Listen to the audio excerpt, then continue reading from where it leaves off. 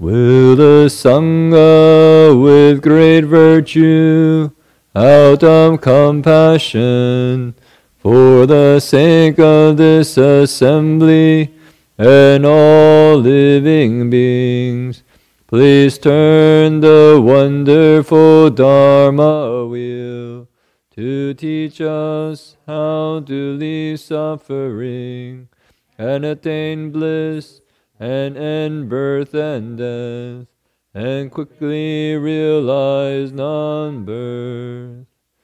Namo tassa bhagavato arahato samma sambuddhassa.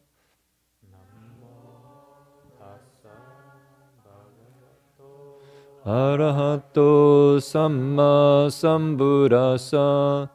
Homage to the blessed, noble, and perfectly enlightened one. Homage to the blessed, noble, and perfectly enlightened one. Namo sadanto sujedoye alahadi samyao sambuddhoje. Namo sadanto sujedoye alahadi samyao sambuddhoje. Together. 无上甚深微妙法，百千万劫难遭遇。我今见闻得受持，愿解如来真实义。Together. Supreme and wondrous Dharma, subtle and profound, rarely is encountered, even in a billion eons. But now we see and hear it, and accept it reverently. May we truly understand the Buddha's actual meaning. All Buddhas and Bodhisattvas, Venerable Master, Dharma Master, and all good and wise friends in the Dharma, Amitabha. Good evening. Tonight our sutra lecture will begin, and today is May 5th, 2018. And just, you can bring the mic over. And we'll be lecturing on the Sutra of Infinite Life tonight. Heng Sure and myself are you could say, slotted to give the lecture tonight. With Reverend Heng Sure, we were actually going to take turns. 1 week, Reverend Heng Sure lecture from Australia, and the other week, the monks in the Berkeley Monastery, we're going to do a live lecture with real people, rather than the virtual screen. You actually get a living flesh and blood person sitting up here. But you don't have Reverend Heng Sure lecturing, so it's a give and take. But tonight, what we were going to do is the Infinite Life Sutra, and how we usually start is by reciting the Buddha's name. If people know, the Infinite Life Sutra is a very important text in the Pure Land tradition. It's one of the, it's actually the sutra that describes Amitabha Buddha's past life as a cultivator. And so it's one of the 3 main sutras in the Pure Land tradition. And so to begin, we're going to recite Amitabha Buddha's name. If people are not familiar with Amitabha Buddha, he's the image right behind, in the back on the stained glass window. His name literally means limitless light, 无量光. Sometimes 无量寿, 无量光. It's also called Amitayus, which means infinite life. And so this sutra is called the Sutra of the Buddha's Teachings on Infinite Life. Okay? So if you all be willing to join me, we'll just recite for a few minutes. It's a good way to gather our energy back, to bring it back into our, you could say, dantian, kind of our center, kind of slow down our breathing, and invoke the spirit of the Buddhas and Bodhisattvas to kind of join us in this opportunity to study the Dharma.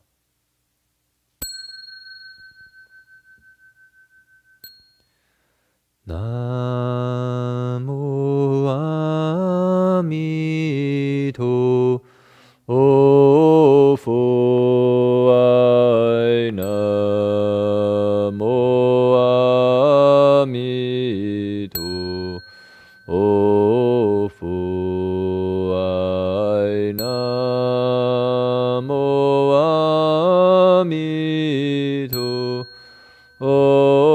Phai Namo Amito Phai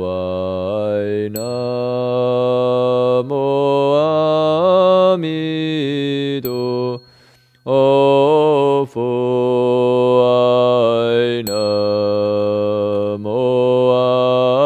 amido. O fu ai namo amido. O fu ai namo amido. O fu ai namo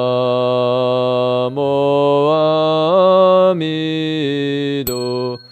O fu ai namo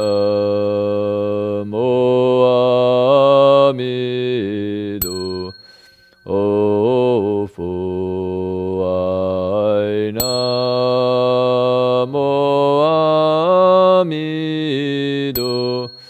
O fu ai namo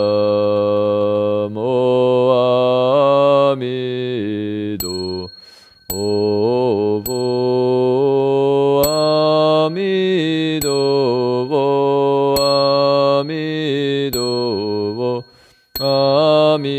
amido.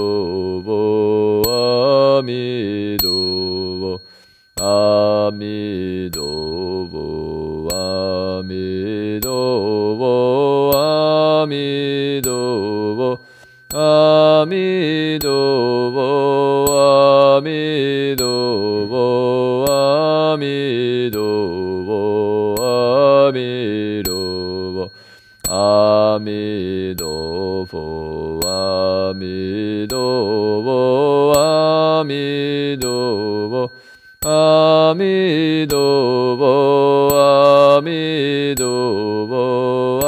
amido. Amido. Amido.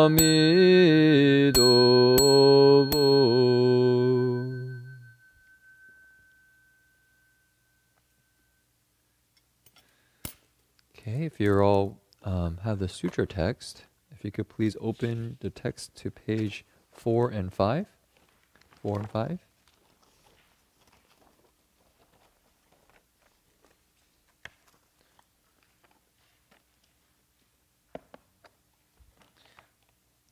So if you've been joining our lectures here in the evening, you would know that the last time we lectured on the sutra, Dharma Master Jingfo spent 2 lectures on Maitreya Bodhisattva. And so he was just finished the top, you could say part of the, maybe the very last phrase in the top paragraph hasn't been finished, but pretty much the first paragraph was finished. And Jing Hesher and myself were looking at what would we do today, and it's what follows is 16 excellent bodhisattvas.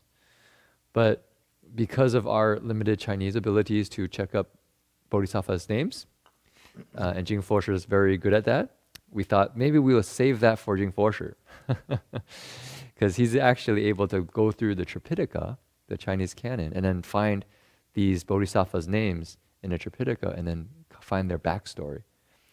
Jing Hesher, myself, with limited Chinese skills, can just probably talk to you about the name of the bodhisattva and say, wow, that bodhisattva has a lot of goodness. What does goodness mean?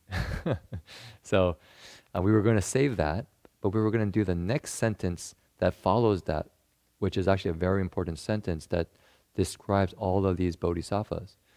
So what I would like to invite everyone to do together right now is to recite that section in Chinese. Now I'll have to see where it is in Chinese.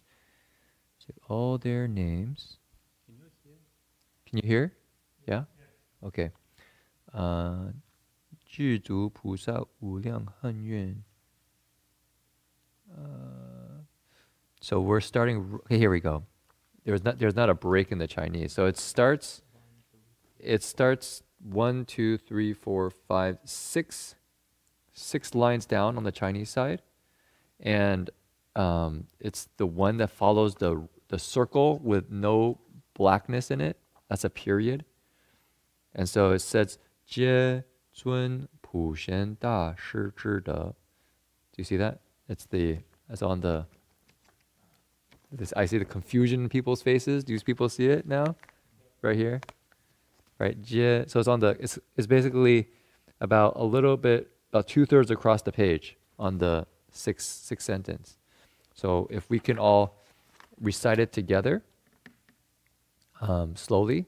For some of you who maybe don't speak Chinese, I don't speak Chinese that well either, so we'll practice together. So the tones are tricky, actually. The tone that goes flat is actually just a flat tone. The tone that goes up is like a question, like you go, and then the bungee chord goes, and then the down one goes, like you're angry, So often they go ma, ma, ma, ma. So that's the different tones. And then the tricky thing is they oftentimes change just slightly depending on what tone comes before it. So we all do our best. So recite from that Jie down to Den Jue. Okay, so we'll do just 3 lines of or 3.5 lines of the text. Okay, our palms together. 皆尊普贤大士至德，具足菩萨无量恒愿，安住一切功德之法，有布施方，行权方便，入佛法藏，就近彼岸，与无量世界 现成等觉. Okay, and if we go to the English, starts with each of these bodhisattvas. Okay, each of these bodhisattvas embodied the virtue of Bodhisattva Samantabhadra, perfected all bodhisattvas' infinite practices and vows, and abided peacefully in all the methods of merit and virtue. They traveled throughout the 10 directions, teaching with skillful means. In infinite worlds, they revealed equivalent enlightenment by mastering the Dharma treasury and arriving at the other shore. I'll pass it over. Or would you like me to introduce it a little bit? No. Oh. Do you want to? Oh, we can do it. So, yeah, we want to chant the. Yeah. Okay. Yeah. Okay. So we have tonight. Clearly, the first thing that we see there is that each of these bodhisattvas embody the virtue of Bodhisattva Samantabhadra. Now, if you're here probably a month and a half ago, we spent quite a bit of time talking about Samantabhadra Bodhisattva. He's the one right there, riding an elephant, often with 6 tusks. You'll see another image of him in the back corner there, right? We're riding a white elephant. The 6 tusks represent the 6 paramitas of giving, precepts, patience, vigor. Okay, anybody know what else there? What's the next one? Concentration and wisdom. So the 6 paramitas are the hallmark practices of the Bodhisattva. And his elephant, you remember the elephant's name? No. No? It actually has a name. But he rides his elephant. Doesn't it mean like no other animal in Chinese? No, that's Earth Store, that's Earth Store Bodhisattva, the one that looks like nothing else. And so he represents great conduct, great practice, and in the Avatamsaka Sutra, he's the host oftentimes on that particular text. But for the bodhisattvas, many of them talk about how Bodhisattva Samantabhadra teaches bodhisattvas how to be bodhisattvas, and they follow his practices. And every day in the monastery, during the morning, we recite his 10 practices and vows. It's actually a very beautiful, beautiful is not quite the right word. It's a very, sometimes liturgy really like hits the spot. It's not easy for English liturgy. The Chinese liturgy has been kind of developed for hundreds, if not thousands of years. The English we're still in the kind of beginning phase of something. And so, but this one actually really kind of captures the spirit, I think, of the 10 practices and vows. So, I don't know if people know them. People participate in morning ceremony ever and hear these 10? No? Okay, well, I guess you get to hear us chant it. You know the morning ceremony that begins at 4 a.m. if you're at CDTV or here. Yeah. So I'll just start out by chanting it. And as I said, these are the hallmark practices of the bodhisattvas. And so you could imagine if a bodhisattva, these 16 bodhisattvas embodied these practices, what would they look like? What would they be like? Okay? I'm okay, yeah. I'll see if my memory serves me well. Sometimes being on stage, you get kind of nervous and forget. So I'll try my best. First is to worship and respect all Buddhas. Second is to make praises to the thus come ones. Third is to practice profoundly the giving of offerings. Fourth, to repent and reform all karmic hindrance. Fifth, to rejoice and follow in merit and virtue. Sixth is to request that the Dharma will be turned. Seventh, request that the Buddhas remain in the world. Eighth is to follow the Buddha's teaching always. Ninth is to constantly accord with all living beings. Tenth, to transfer all merit and virtue universally. Homage all Buddhas of the 10 quarters and 3 times. All bodhisattvas, mahasattvas, Mahaprajna Paramita, all beings of the 4 births in the 9 worldly realms, may they together gain the secret door of the flower store. Those suffering from the void woes and the 3 paths below, may they enter one and all, Vairochana's nature see. So that's our morning ceremony chant. And you heard in the very beginning, there was 10 practices and vows of Samantabhadra Bodhisattva. It begins with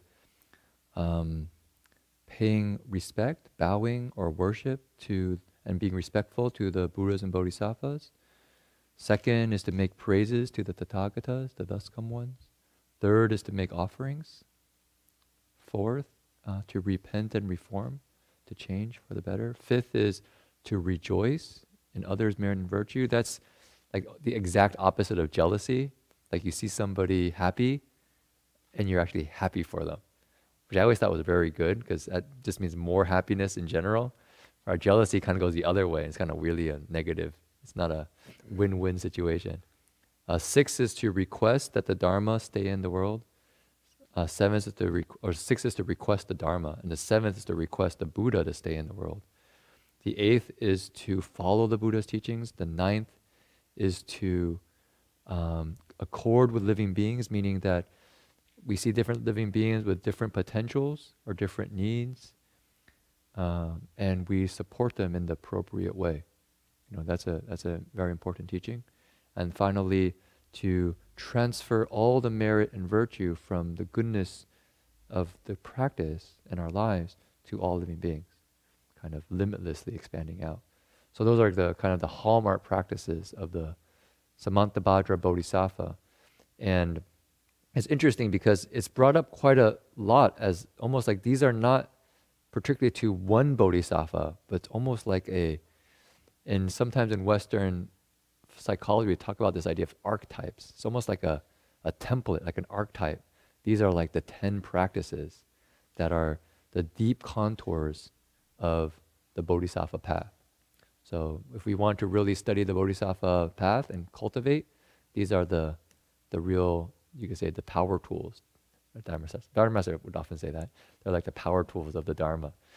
Or there'd be the gong fu, right? All the different, you have martial arts, you have like different moves. These would be the 10 different moves that you would learn on the Bodhisattva path.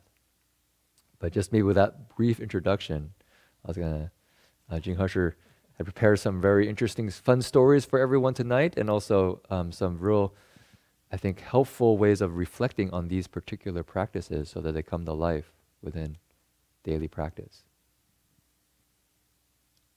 I just wanted to add to what Heng Sure was saying about why we are covering Samantabhadra Bodhisattva's 10 conduct and vows. These vows are the way that one achieves Buddhahood, these practices. And they are so important that there's a whole chapter in the Avatamsaka Sutra, the Flower Adornment Sutra, that's actually devoted to these 10 practices. And to begin, we thought, what a better way to how would I put it? To get a feel of what these are than to let Samantabhadra Bodhisattva say it himself in his own words. And I'll read it. And this comes directly from chapter 40 of the Avatamsaka Sutra. So I'm going to put my palms together. This is the chapter 40, if you want to go find it. I can't hear myself. Is it on? Is this on? Is it? Hold it up like that? Okay, all right. Okay. So it starts with good youth Sudana asking great sage, meaning Samantabhadra Bodhisattva, what does it mean to worship and respect all Buddhas? Exactly the same question I think we all have. Up to and including to transfer all merit and virtue universally. And this is number 10. So it's asking, what does it mean when you say the 10 practices from 1 to 10? The Bodhisattva Samantabhadra told Sudana, good man, I will tell you the meaning of to worship and respect all Buddhas. Because I use the power of Samantabhadra's practices and vows, and my own deep faith and understanding, I can contemplate as if right before my eyes all Buddhas, world-honored ones as numerous as fine particles of dust in all Buddha lands in the 10 directions and the 3 periods of time, reaching to the ends of space and throughout the entire Dharma realm. With my body, voice, and mind made pure, I constantly worship and respect them all. In each and every Buddha land, I will transform bodies as numerous as fine particles of dust in the expressible, ineffable Buddha lands. And with each body, I will worship Buddhas as many as fine particles of dust contained therein. My homage will end when the realm of space comes to an end. But as the realm of space is infinite, my worship and respect will also never end. Likewise, when the realms of beings, the karma of beings, and the afflictions of beings reach an end, my worship and respect will come to an end. But as these are endless, so too are my worship and respect endless. They continue in thought after thought without cease. My body, mouth, and mind never vary of these deeds. Did everyone get that? Okay. First, he says, because I use the power of Samantabhadра's practices and vows. So it struck me as very interesting. At first, I thought he was referring to himself in the third person, like me saying, like, this is Jin He's pen, instead of saying this is my pen. And then Heng Sure said, no, actually, he sees it as a template. You want to explain that? Well, let me explain. I actually got that because Reverend Heng Sure lectured on this chapter for Buddha Root Farm. I think maybe, I don't know if you were there. Maybe you were, well, it was maybe 3 or 4 summers ago. And he made a real strong point that these 10 practices and vows of Samantabhadra Bodhisattva are like the deep contours of the Bodhisattva's mind almost. They're like these kind of, you could say maybe a template, like these deep patterns that are like kind of cosmic in nature that just kind of are the path that Bodhisattvas walk on. So I get that partly from Dharma Master saying that quite a few times in our sutra, in our sutra lectures in Buddha Root Farm. But if you look in the sutras, it actually comes up quite often that the bodhisattvas following Samatha Bhadra bodhisattvas practices and vows, in this case, for instance, really are able to walk the bodhisattva path. And so it seems that these practices aren't like owned by one bodhisattva. It's not like, okay, this is Samatha Bhadra's practices, and if you want to like study it with him, you gotta like go find him and like pay him some money, and you can then, then be part of the Samatha Bhadra Bodhisattva club. It's more like these are like the hallmark practices on this path, and it's open to everyone. And in fact, Dharma says if we look deep into our own minds, we'll see these are the contours, these very deep patterns that lead to Buddhahood. So that's the kind of idea. And we get a clue of that because right after that he says, okay, I'll read the sentence again. He says, because I use the power of Samatha Bhadra's practices and vows and my own deep faith and understanding. So you have this way of practice, which he's so good at, is probably named after him, and but he uses his own faith and understanding, which means as we go through, we'll find that, okay, so Samatha Bhadra Bodhisattva does it this way, but I can't do it that way. What does that mean for me then to respect and worship all Buddhas? So that's what we're trying to do here right now. And so what he does at his level, being Samatha Bhadra Bodhisattva, because you have that practice name after you, it's probably a big deal. He says, I can contemplate right before my eyes all Buddhas, world-honored ones, as numerous as fine particles of dust in all Buddha lands in the 10 directions. He sees all of them. And he's able to worship and respect every single one of them. And not only that, he says, in each and every Buddha land, I will transform bodies as numerous as fine particles of dust. If you can represent that in a number as an equation. Let's try an exercise. Okay, if you were just close your eyes right now and see how many Buddhas can you actually imagine. If you're just kind of imagine like, how many Buddhas can you actually imagine if you're trying to like use the scope of your mind? Will you see it like 2D, like all these Buddhas in this kind of landscape painting? Would you see a 3D, like layer upon layer of Buddhas? Would you see it like this multi-reflecting, interpenetrating field of energies in all directions? Like how would you actually even think about that in your mind? This is what the Samatha Bhadra Bodhisattva, he's actually able to contemplate in a way that's probably way beyond that. And we actually do those in our ceremonies. Tonight we did the 88 Buddhas repentance, and this comes from this particular section of the sutra, and has at one point saying that we actually using Samatha Bhadra's vows and strength, contemplate ourselves appearing before all Buddhas. Now when we say that, what are we actually contemplating? So it's an interesting exercise. It's like mind expanding gymnastics. If we can kind of keep using our minds to expand, like how can I get my mind a little bit bigger and I can contemplate a little bit vaster? It's a practice.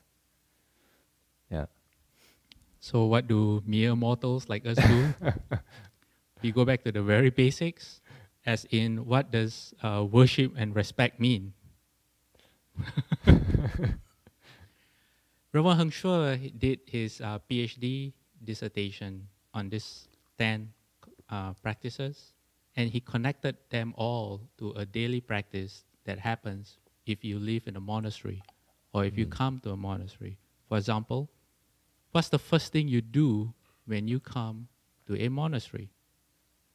I said I would be asking questions, and I would choose the ones who sit at the back, who don't want to move forward. For all of you online and who's watching this, on the screen, we have rows of empty seats. The front row is always empty, and then people prefer to sit at the back. They're really scared of the monks because we're very dangerous. Yeah. They didn't know that when we ask questions, we start from behind instead of from the front. So what's the first thing that we do when we come to the monastery. That's Bojuan. That's right. We Yeah. bow to the Buddha. And you can say that bowing to the Buddha is a form of worshipping the Buddha. Would you agree? What's another way of paying respects and worshipping? You put your palms together, right? But that's external. That's what I used to do. I used to be one of those people who would go to the monastery once a year, usually during the Chinese New Year. Yeah. If I were to go more often, it was because something was bothering me, something bad, and I wanted to get rid of it. But usually it's once a year. Chinese New Year, I would go. And this is the way I would worship. Okay, I would put my palms together. I might even bow. No, I don't remember, but I might even bow. So I had the form. Okay, if you looked at me, you would think that, yeah, he's definitely worshipping and respecting the Buddha. But in my mind, I would be, let me have good health. I want a promotion. What else? Protect me from anything and everything. And I want money. And I want to be happy. And I want all the good stuff. Yeah, that would be the way I worship and respect the Buddha.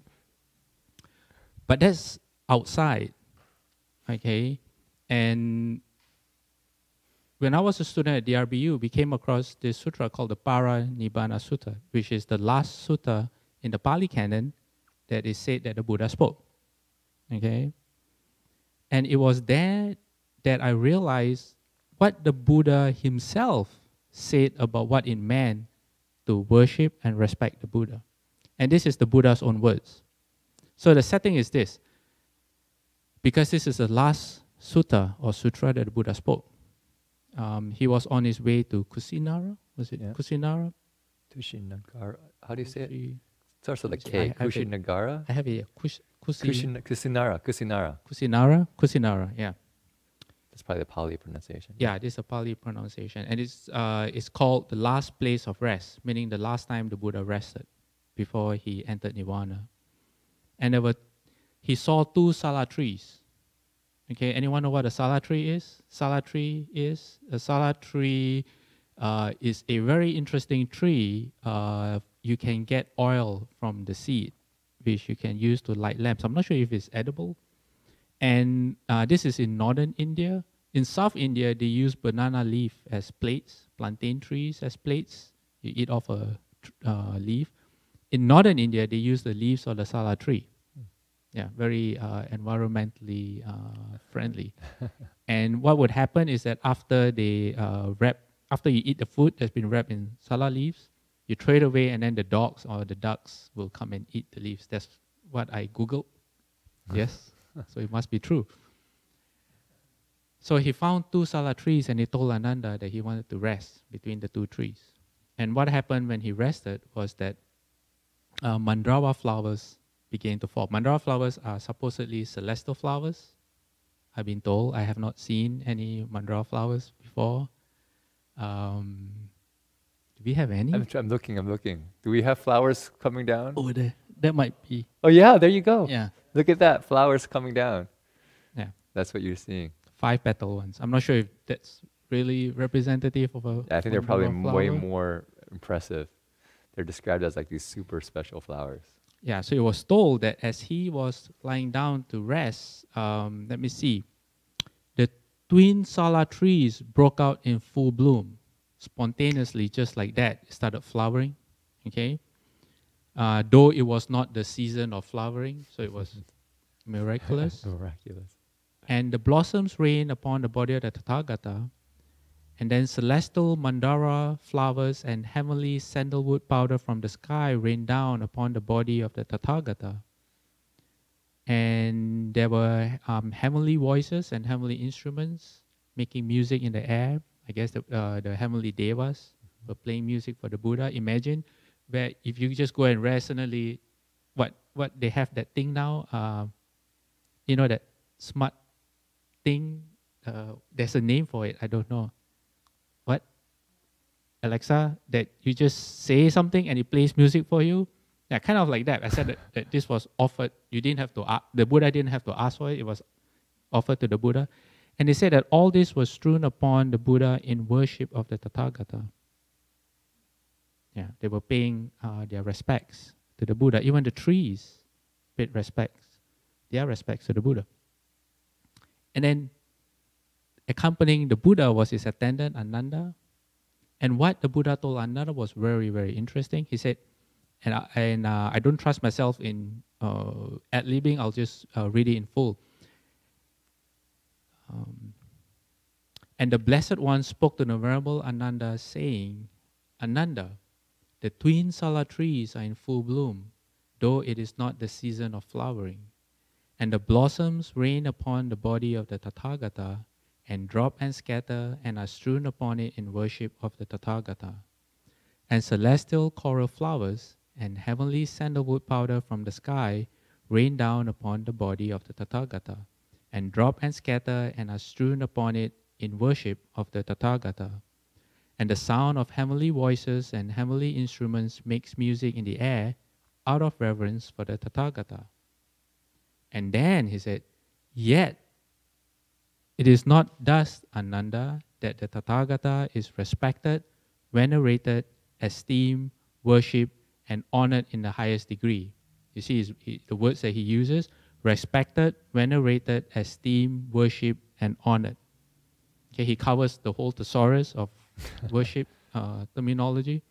He says, but Ananda, whatever bhikkhu or bhikkhuni, layman or laywoman, abides by the Dharma, lives uprightly in the Dharma, walks in the way of the Dharma, it is by such a one that the Tathagata is respected, venerated, esteemed, worshipped, and honored in the highest degree.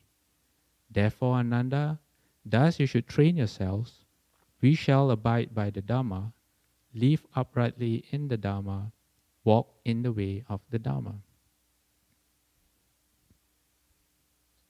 So that comes from the Buddha himself.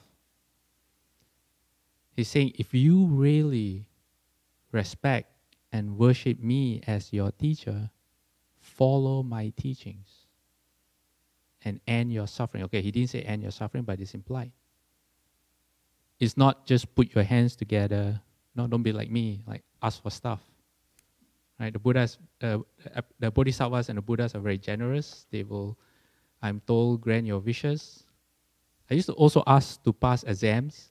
And if you think about it, it's really, how would I say?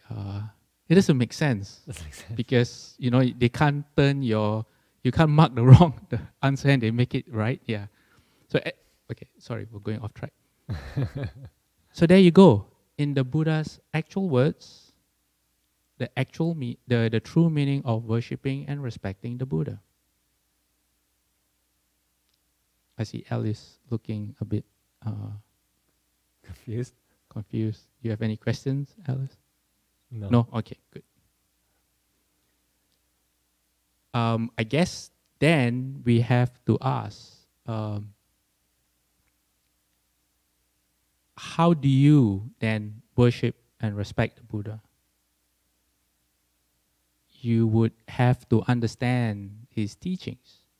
You would have to explore the Dharma. You would have to explore the Vinaya, which is the guidelines for how you conduct your body, speech, and mind. You would have to explore the Jatakas. And the Jatakas are the part where the Buddha tells all these amazing stories. Before today's lecture, Connie asked if there was going to be stories. And Chin Chuan Shu mentioned there will be stories as well. I think I'm going to... jump to it? No, not right now. I was just going to say, in my mind, I was imagining the Buddha. If anyone here has read the Jataka stories, I believe there are close to 600 stories in the Jataka. And the Buddha has a reputation for being a extremely eloquent speaker. Everywhere he goes, people would flock like in throngs to go and hear the Buddha. And it seemed as if the Buddha would have, at the slightest reason, he would share a story.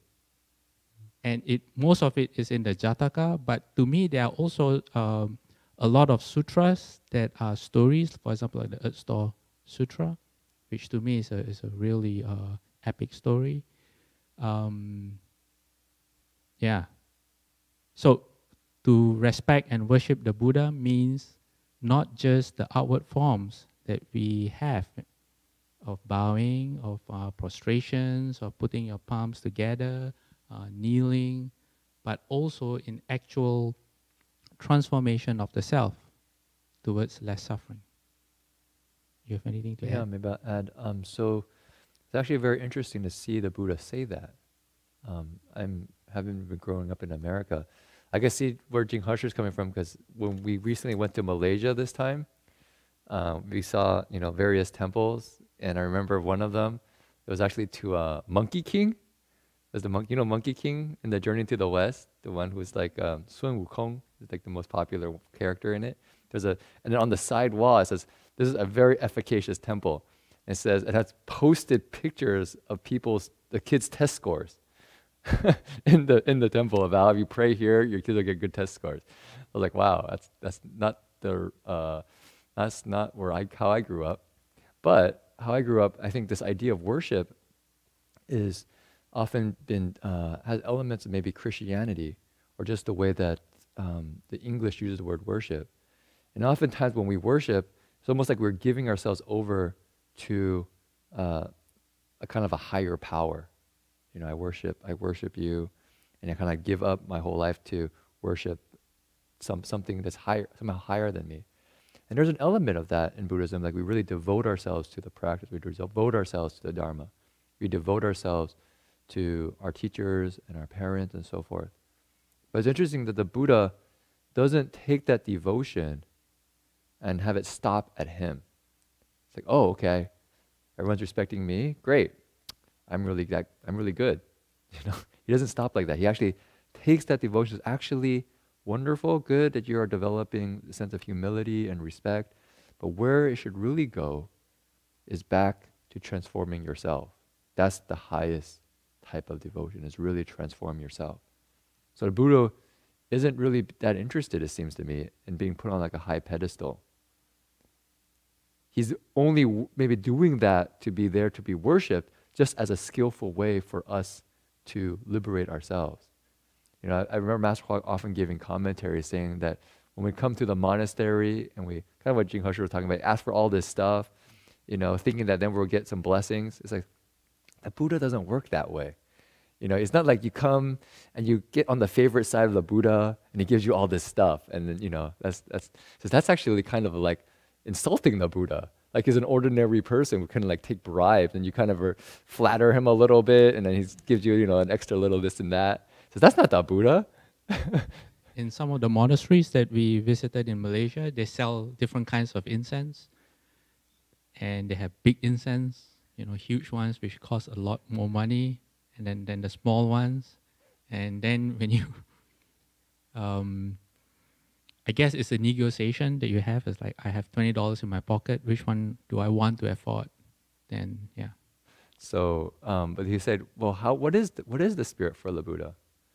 And he said, the Buddha is actually always supporting, always compassionate. He treats all living beings equally. So when we bow to the Buddha, you can say, in a certain sense, we're actually letting go of all our afflictions and paying respect to something worthy of respect that opens a path up to us for liberation. And the Buddha, because we're having less afflictions, can actually help us maybe more. That's the kind of the process. But he's there helping all living beings kind of universally. He doesn't have favorites. He doesn't have like my favorite disciple over here and my favorite disciple over there. And he gives kind of favorite treatment to those people. There's no like Buddha pets, teacher pets, right? The Buddha doesn't have any favorites. So I think that's actually also a very interesting reflection. At the very end of the Buddha's, you could say, physical body being in this world, at the very end, he even, when people pay respect, or the gods pay respect, he says, actually, that's not the final destination. Don't just stop there. Actually, keep going and transform yourself. So that's really paying respect to the Buddhas and Bodhisattvas. Okay? So the next time you come to a monastery, pay attention to what goes on here or here, okay? The heart and the mind as you do this and as you bow. For example, coming this evening for the lecture, is the bowing accompanied by a sense of anticipation of the Buddha's wisdom that perhaps you can implement in your life and be a happier, better person? Yeah. Some people, we see this all the time. People who are new usually feel really uneasy with bowing because they are not familiar with the Buddha's teachings. Just like myself, the first time going to a monastery or a temple, I didn't know what to do, or it was just a form without the accompanying here and here were both empty or uncomfortable. Am I doing it right? But eventually realizing that the Buddha's teachings were actually helpful, the way I have demonstrated my forms of respect or worship has changed. But it wasn't the outward side that changed, it was more the inside. Yeah. Do you want to do the second one, or you want me to start with the second one? Either way. Okay, I can start with second. So second one is what? Do people remember? It's a test. We said it a couple times now. 称赞如来. She goes for the Chinese. 称赞如来. What's that? Praise to the thus come ones. Praise to the Tathagata. And so, I don't know if you want to read though the Samantabhadra Bodhisattvas. Yeah, so maybe you could read. So, so this section actually comes from the sutra, and Samantabhadra Bodhisattva, I think we could start with his actual explanation of how to praise. Again, O good man, I will tell you about praising the Tathagatas. In each fine particle of dust in all lands throughout the 10 directions and the 3 periods of time, to the ends of the Dharma realm and empty space, there are Buddhas as numerous as fine particles of dust in all worlds. An ocean vast assembly of Bodhisattvas surround all these Buddhas. With my profound thought and insight, I shall fathom them all as if they appeared right before me, face to face. To each and every assembly, I will sing the praises of the Tathagatas with a tongue of subtle and wonderful eloquence that surpasses even the skillful speech of the goddess of eloquence herself. Each voice will emit a boundless ocean of voices, and each voice will emit an ocean of words and phrases to proclaim and glorify the ocean of the Tathagatas' merit and virtues. Such praise will continue without cease into the infinite future, reaching everywhere throughout the endless universes of the Dharma realm. My praises will finish when the realm of empty space reaches an end, when the realms of beings reaches an end, when the karma of beings reaches an end, and when the afflictions of beings reaches an end. But since the realm of space, even to the afflictions of beings, are endless, so too are my praises endless. They continue in thought after thought without cease. My body, mouth, and mind never vary of these deeds. Okay, so Samantabhadra Bodhisattva is talking about how to make praises, right? He's able to have one voice go out, and that voice is actually able to multiply into limitless voices that are able to say limitless praises for Buddhas and Bodhisattvas, or the Tathagatas, in vast world systems. I was listening to the description, and it's as I was trying to describe before, is if we just try to imagine it, it really kind of expands the mind.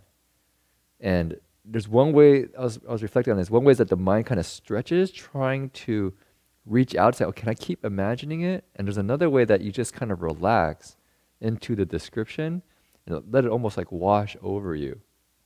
It kind of the experience of, oh, wow, the Buddhas and Bodhisattvas, these praises go on and on and on. till the end of time.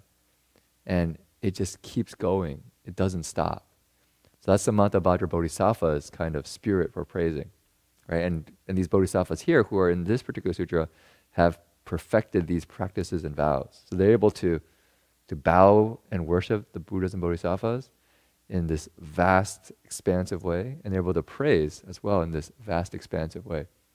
But as we talked about it, coming back to maybe at least our own or my own level, what we do is we come into the monastery, we bow to the Buddha, and oftentimes we join a ceremony, or we even join a sutra lecture. What we start with is we actually pay homage to the Buddha, right? People remember we start a sutra lecture with Namo Tassa Bhagavato Arahato Sama Sambuddhassa.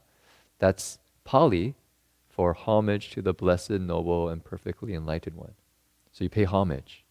I praise the Buddha, right? So there's a spirit that we get when we praise as a kind of an uplifting quality to it, and a being able to let go of the self that we usually are putting in the center.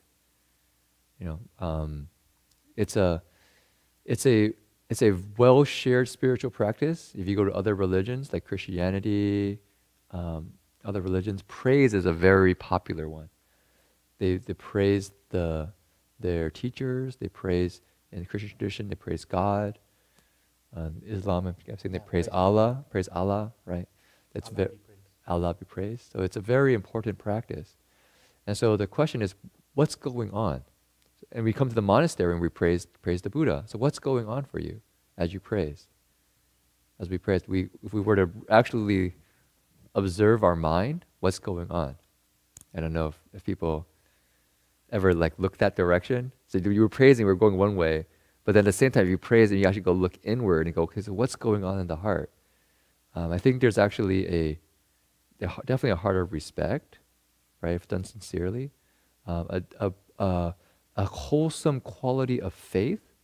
In Buddhism, faith has a kind of joyful quality to it, a kind of like, this is something I trust and I want to follow, and I'm praising this is really wonderful. You know, this is something I want to follow.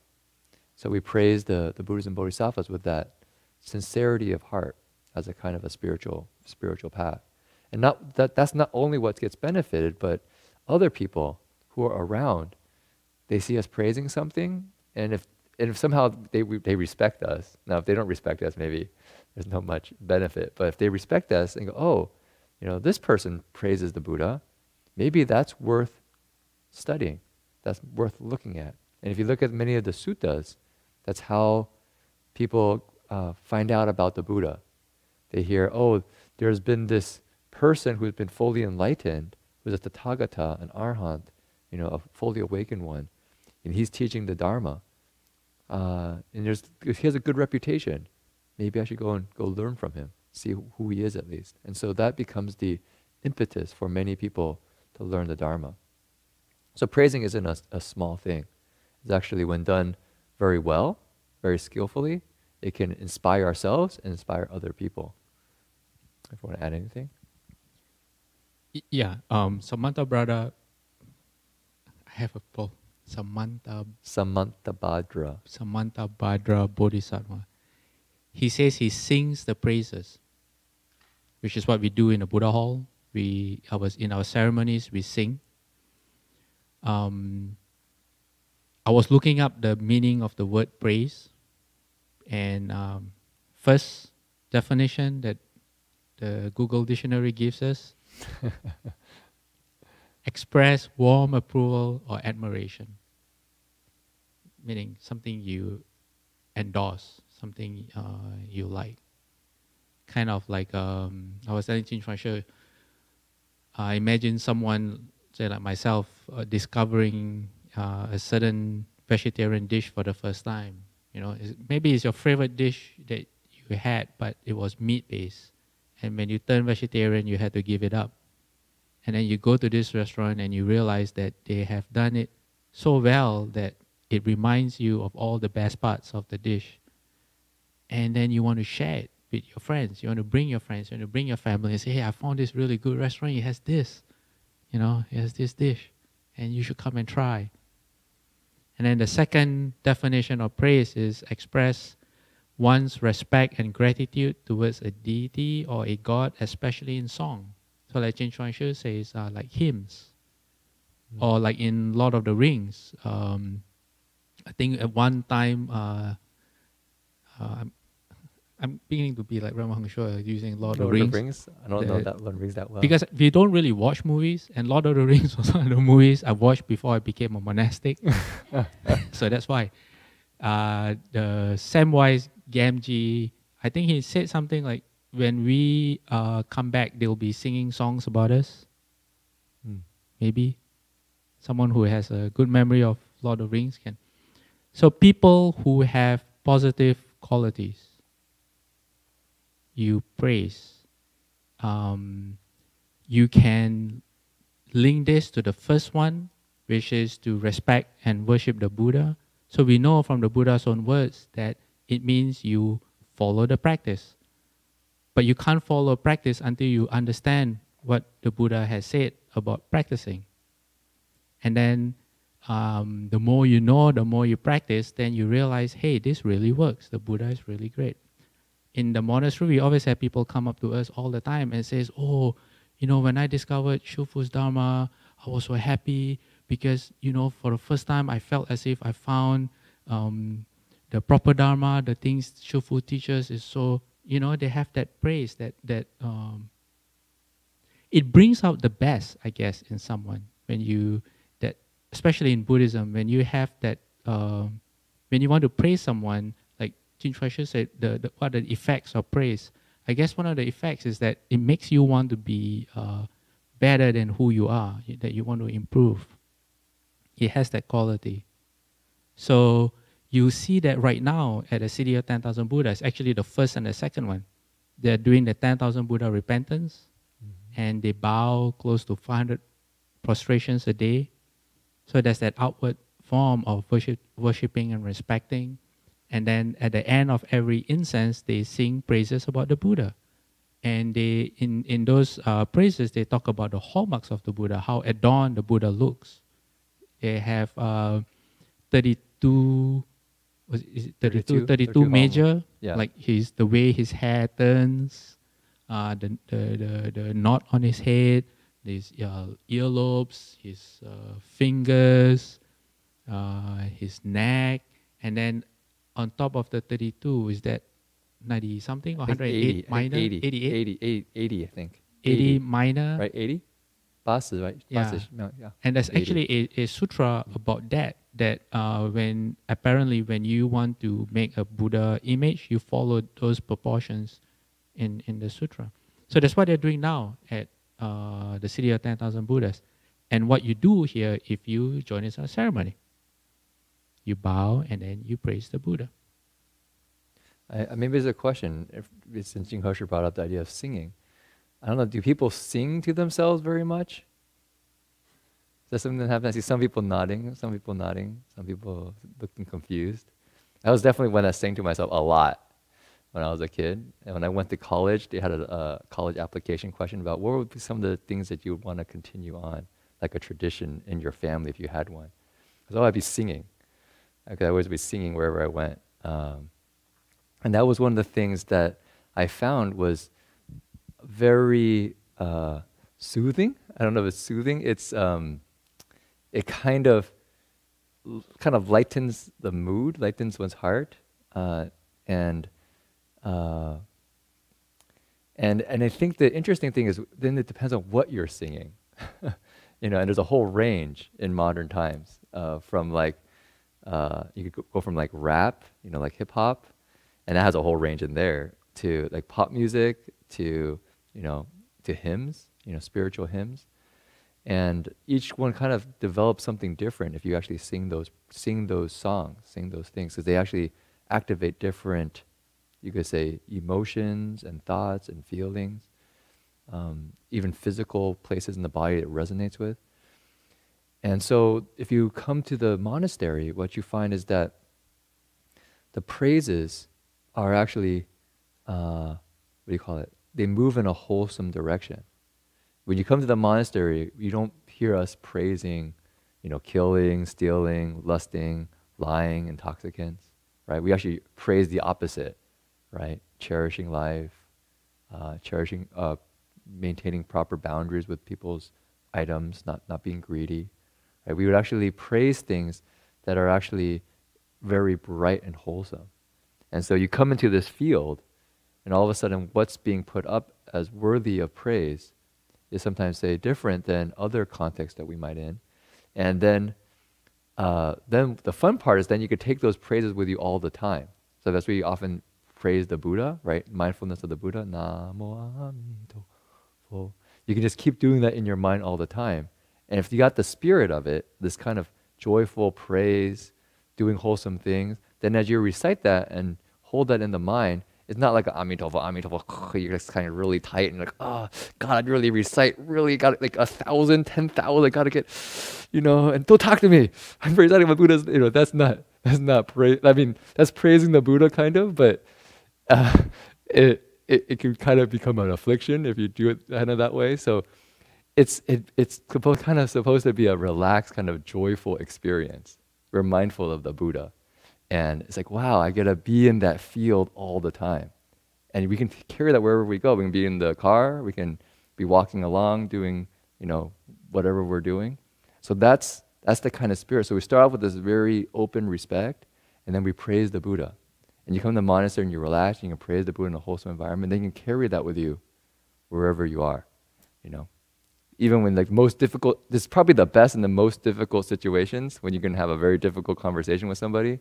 You can praise the Buddha in your heart, and then, okay, Amitabha, Amitabha, Amitabha. Okay, yes. Yeah. So what I'm hearing from Jin Chuan She is, as the mouth vocalizes sounds, either the Buddha's name or even a mantra, there's a mindfulness going on of the qualities of the Buddha. Or in my case, it would be the Great Compassion Mantra, and then the qualities of Guanyin and of compassion. And when I was hearing Jin Chuan She mention that, I actually have a very interesting story of my time in GCDR, which is Gold Coast Dhamma Realm, where Heng Sure is right now. During that time, I was the only resident monk living at GCDR. So they were having a ceremony of, guess what, praising the Buddha. And I was the Dharma host. So the Dharma host stands right there where Connie is with the camera, the bowing cushion. The Dharma host stands there. And part of the ceremony had everyone in the Buddha hall walking on the grounds of GCDR. And I remember this because I'm someone who's really afraid of heat. Like just now sitting here with this, I suddenly felt really hot. It was towards the end of winter, or when does it get warm? What's after winter? Summer? Summer. After winter is summer. Spring, winter. Yeah, I'm Malaysian. Winter, we only have one season, which is summer. Summer. A really hot summer. Yeah, it's either wet or hot, or both. Yeah. So anyway, yes. So we started in the morning, and the place that the monks live is about a 7 or 8 minute walk. And it was cold. It was early morning, I think maybe 7. So I had a few layers on. And by the time we were walking outside, the sun had come up. And as I was walking, I started to feel heat. And I started to feel uncomfortable. And we were reciting the Great Compassion Mantra at that time. But because of my discomfort, I started getting upset. And my exact thoughts were, why are we walking so slow? And I was looking and I said, we shouldn't have old people walking because they hold everyone up. They should be sitting, in a Buddha hall, and we should do this faster, or we should do this earlier. And then I caught myself. I was like, what am I doing? Everyone's reciting the Great Compassion Mantra. And here I am complaining about the weather. and I'm supposed to be the Dharma host. It was pretty embarrassing. So I went back to reciting the Great Compassion mantra. And it was only maybe 4 or 5 hours later, during lunchtime, that I remembered that I was supposed to be hot. So praises has that effect on you. Heng Sure recently called it thought substitution. If used skillfully, it can take you away from a habitual modes of thinking. For example, I haven't got my morning coffee, I'm upset, kind of. Or in my case, I'm feeling hot, I'm comfortable, I want to flee, I want to be more comfortable. It substitutes that habitual train of thoughts into something that's more skillful, that removes the affliction or the suffering that's associated with what would otherwise come. Yeah. Okay, the third? Okay, third one. How about we read it? Yeah, third one. Okay. So we're getting close to the end. Anyone remember what's the third one? Okay, first we have to worship and respect all Buddhas, and we know what that means already. Second, to make praises to the dust come ones, or the Tathagata. Third one is to practice profoundly the giving of offerings, meaning being generous. Okay? And we'll go to Samantabhadra's Bodhisattva's own words of what he means. Again, O good man, I will tell you about making extensive offerings. In every particle of dust in all Buddha lands, throughout the 10 directions and 3 periods of time, to the ends of the Dharma realm and the realm of space, there are Buddhas as many as fine dust particles in all worlds. Each Buddha is surrounded by an ocean-wide assembly of bodhisattvas.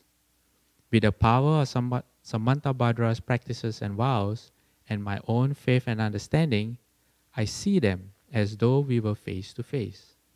To each Buddha, I make offerings of superb and wonderful gifts, such as clouds of flowers, clouds of garlands, clouds of celestial music, clouds of divine canopies, clouds of heavenly garments, as well as varieties of incense from the heavens, perfumes, scented balms, and fragrant powders.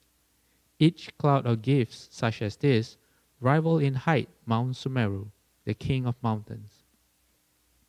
I present the Buddhas with lighted lamps of many kinds, butter lamps, oil lamps, and lamps of perfume oils. The wick of each lamp is as large as Mount Sumeru. The oil each lamp contains would fill a large ocean. I constantly make offerings to the Buddhas of gifts such as this. Good man, of all offerings, the gift of Dharma is supreme. This includes the offering of cultivating according to instructions, the offering of benefiting all beings, the offering of gathering in all beings, the offering of diligently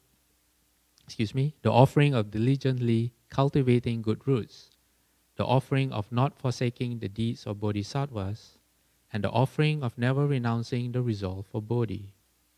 Good man, the merit and virtue created by making the above offerings, although immeasurable, when compared to the merit and virtue from offering even a single thought of Dharma, does not equal 100 path, 1,000 path, 100,000 path, neither one part in kotis, in nayutas, nor one part in kalas, one part arrived at by reckoning, by calculation, not one part that can be demonstrated by comparison, or even one part in the Upanishad.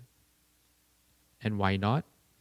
This is because all Tathagatas honor the Dharma, and because cultivation according to instructions give birth to every Buddha. When bodhisattvas make an offering of Dharma, they cultivate to perfection, making offerings to all Tathagatas. Cultivation in these ways is a true offering, a vast, great, and most supreme offering.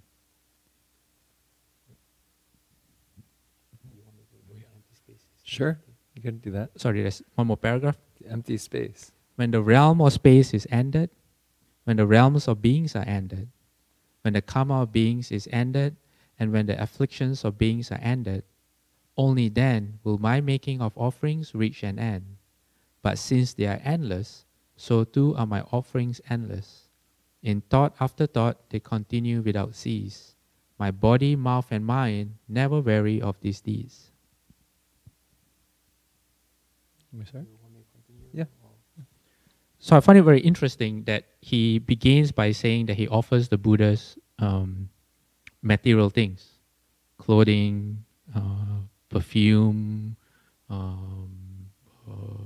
canopies, and clouds. Clouds meaning, I think, like abundance of countless. But then he says that the gift of Dharma is supreme. What is Dharma? I guess you can say that one way of thinking of Dharma is something that elevates the suffering of living beings, that puts them on the path towards ending that suffering, towards enlightenment. So he says the gift of Dharma is supreme, and he further expands that this is the cultivating according to instructions, which is the first practice. The offering of benefiting all beings. So as you practice, you could say that the intention behind your practice is so that you can benefit all beings. Like Jin Chuan Shu was saying just now, I'm reciting the Buddha's name. Oh, don't disturb me, I'm reciting Buddha's name. But then someone with a true spirit of what it means would probably be, I really want to recite the Buddha's name, but when someone bothers them, it would be, how can I help you? Do you need help? Or how can I support your practice? You see there's that important distinction there. And then he goes on to say that the offering of diligently cultivating good roots, the offering of not forsaking the deeds of bodhisattvas, and the offering of never renouncing the resolve of bodhi. And then he goes on to compare how you can make all these material offerings, but they can never ever compare even to the smallest part of the offering of Dharma. Because the offering of Dharma eventually leads one across the realm of samsara, which is where all these material goods come from. So I guess by way of analogy, it's kind of like, say in a dream, you give away all, or you receive money in a dream, like, oh, I'm a billionaire, I own Bill Gates, and I have so much money in the world, I have all the money in the world. But then when you wake up, you realize it was just a dream. Does that make sense? Do you want to unpack that? Unpack that? Yeah, I unpack your analogy. Well, I think the sense is, how do I put it this way? You're almost like planting a seed in a whole different field. So maybe a real concrete way to look at it would be, you got one? Okay. There are some forms of giving that, although brings a lot of blessings and benefits, does not lead to the end of suffering. Mm-hmm. Yeah. It brings you blessings, but you still revolve on the wheel of birth and death. You are still trapped in samsara. But there are certain forms of practices and giving that the Buddha calls it, in terms of karma, this is how the Buddha classifies it. He says there's dark karma, meaning the retribution that you get, you do not want. And then there's bright karma, which is when things happen to you, you welcome readily, like say winning the lottery, for example. And then there is both dark and bright karma, meaning the retribution is mixed, meaning you win the lottery, but then you figure out you don't really have real friends, or you can't tell who your true friends are. It's mixed. You get both happiness and sadness. But then he says there's a different category of karma called neither bright nor dark karma, because it cannot be quantified through duality. And this is what I was trying to say. This is the kind of karma that when you practice, the result is a step closer to liberation. So which is why all other forms of giving, of material giving, cannot compare, because it does not take you in that direction. Okay, so maybe just some reflections on offerings then. I think we were just talking about being in the monastery, right? So you come into the monastery, you bow to the Buddha, you join a ceremony, you make praises to the Buddha. But very quickly, if you spend some time in a traditional monastery, you'll see that a lot of people come in and they offer things. You might be curious, what are they doing? At least for me, being kind of growing up in America, I would say just coming to the monastery with something. You know, you see, like, I think if you come here on Saturday morning, see a lot of people come and they have food and they help cook and they arrange all these flowers, and you can see the fruit. Right now it's pretty normal with just like an orange. Sometimes it's like really elaborate. It's got like bananas in the back, a pineapple in front. It's like I look at it like, whoa, that's a pretty elaborate offering, and it's actually I'd say it's watching people make offerings. It's very joyful. There's a kind of a brightness, like, wow, I can make an offering to the Buddha. I can give an offering to the monastery, an offering to the the three jewels, and I think if we are around it, bit by bit, it kind of is infectious. So okay, maybe I can make an offering too. I can do something that's kind of supporting the Dharma, supporting the monastery, and so I think that's a very natural practice that just by being in this environment, one kind of picks up, one kind of absorbs, a kind of a spirit of generosity, a spirit of kind of service. I mean, this offering doesn't have just to be material things. Clearly, we just were listening to the list, but it could be just the act of serving with time, helping out with different things. There's a kind of an offering of our time, without really seeking some kind of material reward, not really seeking for something I'm going to get from this. It's like I'm just doing something as an offering. I want to give of myself in this kind of open, unconditional way. And that's really, I think, a real skill, in fact, that I see myself, at least, something I actually really need to work on. Because I think in my own mind, I had, and I definitely still do, have a kind of a tendency to take things for granted and kind of hold things fairly close to my own self, thinking like, if I give that up, I don't know if I really want to give that up because I really need this. I don't know if it, I kind of have this inner debate when really push comes to shove, I need to give something. It's like there's an inner debate, like, and I give it away. Oh, I don't know about that. That was, maybe I should have kept that, and that's the mind of kind of stinginess and a mind of kind of taking things kind of for granted, or thinking I actually own anything, that I actually have these things. And so it's a real, as I said, for me, it's a real skill. It's a kind of a new muscle I have to exercise to get, and a habits to actually drop, so that I can develop a different approach to life. I think I told this story very early on, and I think it actually comes from having grown up in America. I can't blame America, because I just blame myself. But I remember I tell the story about how my mom gave me a chocolate bar when I was a little kid. People know that story. And then so it's like a Snickers bar. We're like, oh, I got a Snickers bar, right? Like 5 years old, really excited. Oh, I got a Snickers bar. And so I'm about to eat it, and my mom looks at me and goes, "Oh, are you gonna share any with mom?"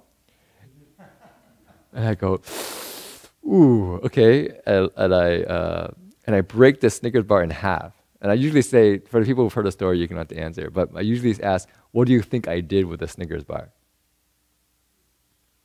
Anybody guess? Who doesn't know because they heard me tell the story? No guess? So what I actually did is I looked at both halves and thought to myself, gosh, they're the same size. What do I do? So I bit one of them, and I gave that one to my mom. Okay, so I calculating mind. That was how I could calculate. But that hasn't really changed too much throughout my existence until I really met the Dharma and kind of try to reorient. Okay, so what am I? I'm not out in this world trying to get all the good stuff for myself. And just expecting that I deserve stuff. It's actually, how can I give the best to others and share what I have? It's a whole different orientation to life. And I think I really got the opportunity when coming to the monastery to see that being embodied by the people that I meet. There's a really inspiring group called Service Space. People know Nipun Metta, and that whole kind of community that really make it their passion, their purpose in life to serve, and serve with this kind of spirit like, thank you for giving us the opportunity to serve. It's not like they're expecting a thank you back. They're actually grateful for the opportunity to serve other people. And that's just kind of and that energy is really infectious. And they're probably the happiest people I know when you really hang out with them. Monks, we don't really hang out with too many people, so they usually come to the monastery. But they're really happy people. There's a kind of a joyfulness and a openness that is just kind of radiant. It's kind of a radiant. So people who know that community really can see, yeah, there's something to be cultivated there. It's a real gongfu. And in the Buddhist tradition, actually, that's our inner goodness just starting to shine through when we remove all the layers of you could say, coverings of that inner goodness. So when you come in the monastery, you bow to the Buddha, so you can maybe let go a little bit of the self. We make praises to the Buddha, so we kind of open ourselves up to the kind of a goodness and a happiness and a kind of trust and faith. And then we kind of make offerings. We concretely can actually let go of things that we think we have to have. And somehow, bit by bit, something inside opens up and we found, wow, everything's okay. It's a kind of joyfulness and happiness that was inside that I had covered over, thinking that I had to run around in the world. And like say the opposite of bowing to the Buddhas was that I'm number one. It's kind of like a proud, puffed up ego, everyone should be bowing to me. That's really not a skillful way to be. And usually it ends up in a lot of suffering if we just watch people who, or if we just imagine ourselves having had that experience, when we really get prideful and rigid, it gets pretty suffering pretty quick because a lot of people bounce right off and crash into us, right? Or praising, if we aren't able to praise anybody else, we're always criticizing everybody else. That person's no good, You know what? I'm way better than that person, Or Buddha. That's that kind of mind is like, okay, that's not a very happy mind. And then if the generosity is usually just a stinginess and a taking things for granted, you can see how that world is going to be a very small, tiny, narrow existence. While if we can kind of let those things go, it kind of our lives can become, actually, our minds can someday expand out to what Samantabhadra Bodhisattva is describing. He's actually saying that's actually our potential. It's not, in this very moment, we have this potential to be like Samantabhadra Bodhisattva, ability to actually expand our minds out to make offerings to all Buddhas in all these different places all at the same time. The reason we're unable to do that is because we've limited ourselves with our attachments and delusions and cravings and all these things that kind of make ourselves smaller and smaller. But as we start to let go of those things, all of a sudden, a real wonderful, inconceivable realm opens up. So that's kind of what Samantabhadra Bodhisattva is pointing at, which is fun because it's not like you become Buddhist and kind of life just gets really black and white and dreary, and it's like suffering. The monastery is always this very boring place. It's like it just opens up to this whole world that has always been there, but we just miss it all the time. And the sutras kind of give us a kind of a glimpse of that world. Yeah. So what else can we give? We can give patience. We can give someone the gift of patience, not jumping too quickly to irritation. We can give someone compassion, the gift of compassion. What else? Fearlessness, courage. Fearlessness, making Courage, them feel good about something that might be bothering them, taking away their fears. I've used this example before, and Chin Chua was saying like some people think of what do you say? You said monastery is very boring, or Oh like yeah, monasteries can be very boring. Practices Yeah, I mean, boring. Or I see that for sure. You know, especially with like teenagers who get forced to come to the monastery with their parents, and they want to be playing on their little phone all the time or doing their own thing, and then they're here in a monastery. Maybe their parents maybe take the phone away from them. Oh my goodness, that is. I mean, like it's like entering the hell realms for them. Oh my goodness, what are we doing? We're just sitting here. well, from that respect, it is kind of boring. But I wanted to point to how practices really fulfill that space that we look to, how you say, we look to things that consume our time to get away from times that we think are boring. Those comes in the form of music, hobbies, all kinds of distractions that we have, the phone. But there's a different side to practice that fills up that void, but differently. And this is a thought experiment I thought I would like to share. Imagine someone, perhaps may say a homeless person, who comes to your home on the day that they take the recyclables. And what this person does is he or she digs through that recycle bin and makes a mess. And when they leave, and when she or she leaves, there's a mess, and you have to clean it up. And this happens week after week after week. And imagine this person whose home it happens to gets upset. I mean, I would get upset, someone coming, digging through the recyclables and leaving trash all over the place for me to clean up. And then we enter this thought substitution thing. Maybe this person comes to the monastery and says, but I keep on hearing about compassion. Maybe I'll give this compassion thing a try. And it's Thursday again, and it's recycle time, and he sees this homeless person coming again. And the first thought that comes to mind is irritation, because that's what he or she's been conditioned to feel. And then he remembers, wait a minute, let me try this compassion thing out. And then what should I do? What would be a skillful way that will minimize my trouble, but also not cause further suffering to this person that comes to my house? So he goes out and says, you know what? I notice you come every week, and I see you digging through all the different recyclables, but all you want are maybe the cans or plastic bottles. You know what? If it's helpful for you, next time I'll just leave it out of the bin. Is it cans that you want? If it's cans that you want, I'll just separate them and leave it out. And then you don't have to go digging through the bin. But he doesn't say, and I don't have to go through cleaning up your mess. And then he tries that, and then he goes back to his house, and it's like, how would you think that would feel? And if that person, the recyclable collecting person, was a normal person, or if it was you, how would you react in terms of, would you be grateful?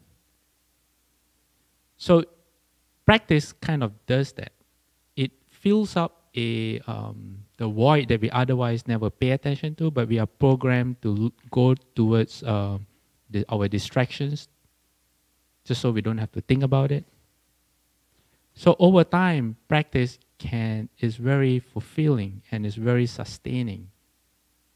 And it's one reason why monks can thrive in a boring environment like the monastery, because we have all these amazing stories and teachings to keep us occupied and for us to try out. So to recap quickly, it's already past 9, what we have gone through this evening. We've gone through the 10 practices and vows, okay? If you want to know what they are, you can look up our recitation handbook and look at the morning ceremony. what we went through in detail was first to worship and respect all Buddhas, right? And now we know it's more than just this and prostrations. We now know what the Buddha himself actually said about what it means to worship and respect the Buddhas. Second one, to make praises to the dust-come ones, to the Buddhas. We know sometimes by aligning ourselves right with the praises that we sing, it can bring out the best in us. It can improve our lives. And you were saying there was a few good points that you made about reciting, yeah, all the time, thought substitution, and what else? reciting all the time. Reciting all the time. Okay, That's an important practice. All I would right. say if you take your practice and make praises all the time to the Buddhas, that's really good.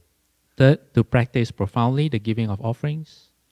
You can give material wealth, but as Samantha Brother Bodhisattva has said, the giving of the Dharma in all its myriad forms, that means in how you practice and the effects of you practicing the Dharma to the people around you,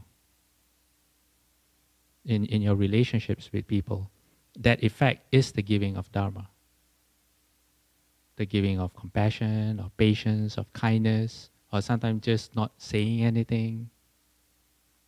That far surpasses the giving of material offerings. So will Reverend Heng Sure be lecturing next week? I believe so. I believe we're taking turns, so it will be Yeah. Reverend Sure turn next week to lecture on the 8th ground of the Avatamsaka Sutra. So yeah. So stay tuned for the next time we go to the rest of the 6, number 4, 5, 6, 7, 8, 9, 10. Yeah. Or you can, now that you've seen how just one of them can be very fulfilling, you can explore it yourself. Yeah, and see how would I say, the Buddha understands that words are just placeholders. Language is just a symbol. It's just a way for us to convey meaning. But as we can, as my experience in understanding the words worship and respect, the Buddha himself quantified. He expanded on what worship and respect actually meant. Because everyone has, as a symbol, when you see something, you have your own definition of what that means. So the Buddha had to expand that definition so we understood. So that's basically the Dharma. The Dharma that we have is just representative of the true meaning. So it is up to us in our practice to expand on that and then take the words on a page into our hearts and minds and constantly try it out and think about our experiences as we are trying it out and the effect that it has on us and the people around us.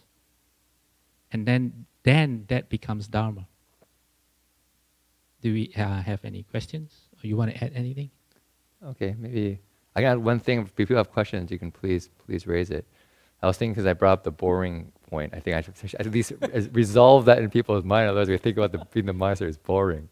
So I actually found that my existence, the idea of being bored, actually disappeared in the monastery, and I think it actually related to the second point, which is the praising the Buddhas. Is that boredom is actually another thought in the mind that we then follow, if that makes sense. And it's actually something that controls us a lot because we're really afraid of boredom. And we get really worried about, okay, I'm going to be really bored. And so then we try to create all these distractions for ourselves so we don't get bored. We want to have maybe like fun or something. We're trying to entertain ourselves. And that becomes this whole industry in modern times. And we might have to pay a lot of money for it. But there's a really skillful way to do it. You don't have to pay a lot of money. It actually makes your life much more peaceful. I mean, there's so many benefits. And it's just being mindful all the time. You can pick whatever practice you want. You can be mindful of the Buddha. You can recite the Great Compassion Mantra. If you just do that all the time, there's no space for boredom even to arise. You know, it's like the smartphone. We carry it everywhere we go, right? And we look at the screen. But rather than just looking at a screen, we look at our own minds all the time. Just pretend that the smartphone screen is actually our mind, and just like watch the mind, or watch the mind and the heart and the dantian, and just kind of watch what's going on all the time. And you can see it's actually very entertaining. There's a lot going on there. It's all the seeds that we planted from the past. They just, and it's not just entertaining. It's actually liberating. You actually find yourself actually getting freer and freer in the process of processing these things and letting them go. And so that would be my response for.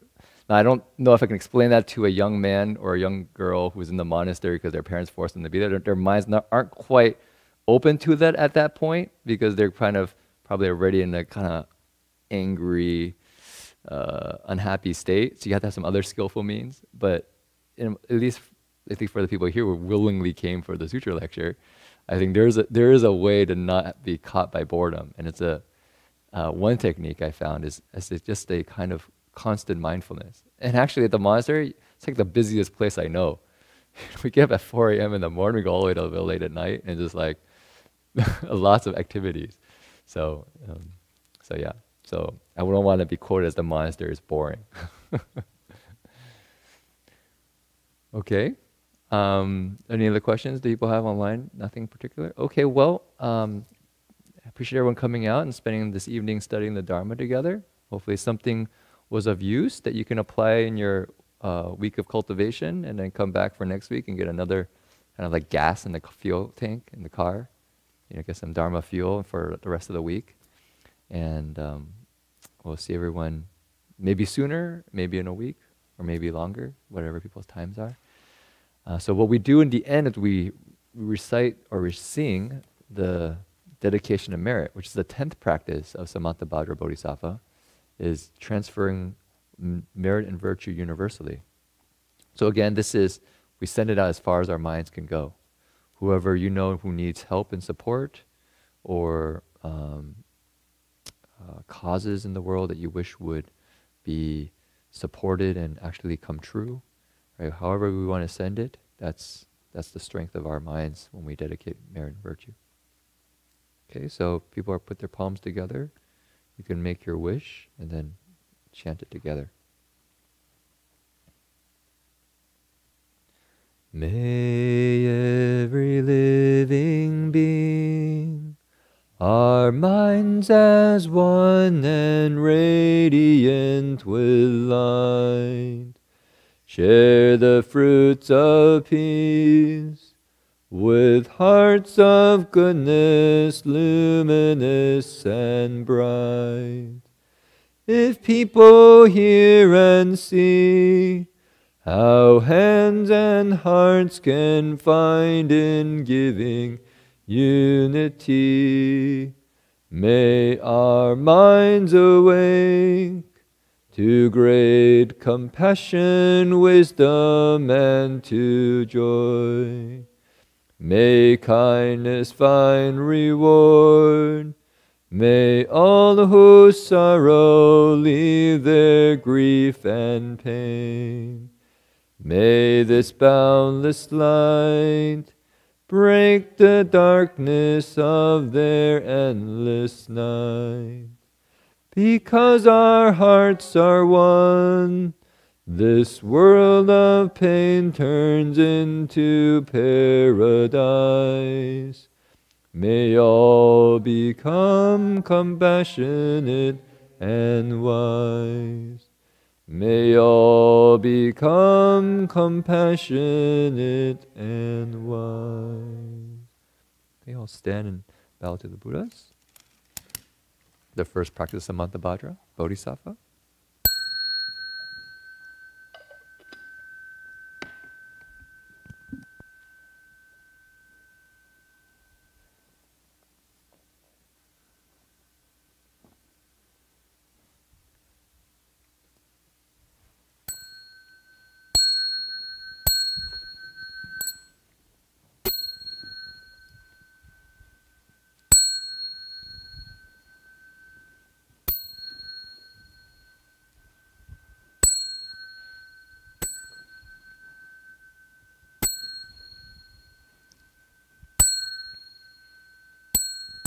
Bow in respect to the Venerable Master.